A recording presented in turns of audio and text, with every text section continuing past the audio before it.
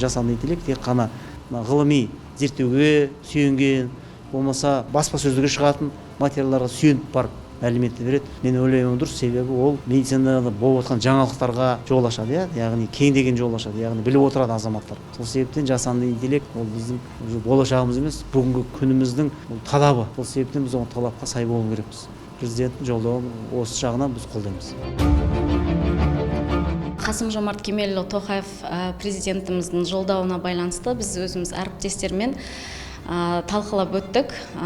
Bir қатарлы біздің медициналық салаға байланысты ең бастысы дәрігерлерді даярлау және сапалы фармацевтикалық бағытты даярлау болып тағайындалды. Сол себептен біз елбасымызды қолдап осы саламен жұмыс жасаймыз.